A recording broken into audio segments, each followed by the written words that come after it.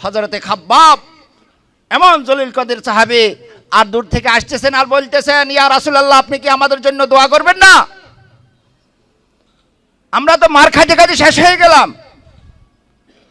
আল্লাহ রাসূল কি বলছেন, এ খাব্বাব কাছে আসো, বসো বসো।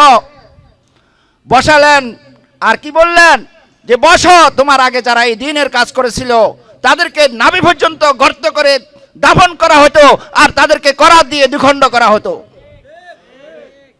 এইভাবে আল্লাহ রাসূল হযরতে খাব্বাবকে বললেন। হযরতে খাব্বাব তার এই নসিহত শুনলেন, শুনে অথচ হযরতে খাব্বাব এমন জলিল কদর সাহাবী ছিলেন যাকে আল্লাহ রাসূল বলছেন যে তোমরা যদি দ্বীনের জন্য কষ্ট করছে যে এমন লোক দেখতে চাও তাহলে হযরতে খাব্বাবের পিঠের উপরে হাত দাও, দেখবা যে এরকম বড় বড় গর্ত তার পিঠে। কেন এই গর্ত? সে ইসলাম গ্রহণ করছে, তাকে আজকে মুরগি ভরায় না, দেখেন না, এইভাবে হাত এইভাবে পা বাঁধছে, নিচে দিয়ে আগুন জ্বালাইছে, তার পিঠে রক্ত মাংস গলি গলি হয়ে গেছে, গর্ত হয়ে গেছে।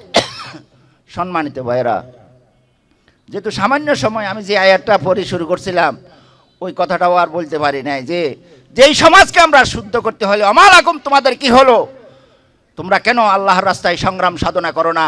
ওই সমস্ত অসহায় নারী শিশুদের জন্য যারা অসহায় এবং দুর্বলতার কারণে সমাজের মধ্যে নির্যাতিত নিষ্পেষিত হচ্ছে, সমাজের মধ্যে নির্যাতিত নিষ্পেষিত হয়ে যাচ্ছে। অসংখ্য আল্লাহ দ্রোহী যারা দিন বোঝে না, আল্লাহ বোঝে না, যারা হালাল হারাম বোঝে না, তারা এই মানুষগুলিকে নির্যাতন করে যাচ্ছে। ওদের জন্য কথা বলতে হবে, ওদের জন্য সেই ধরনের পরিবেশ সৃষ্টি করে দিতে হবে।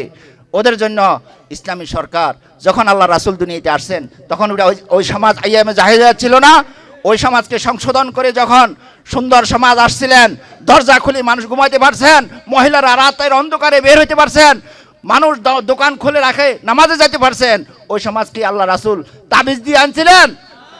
জিকির দিয়ে আনছিলেন? ওই সমাজ কি দিয়ে আনছিলেন? কোরআন দিয়ে।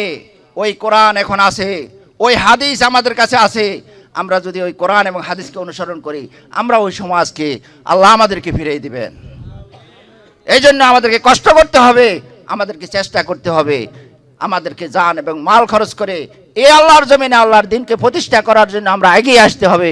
যদি আমরা এগিয়ে আসতে পারি তাহলে আমরা এই শান্তি উপভোগ করতে পারবো।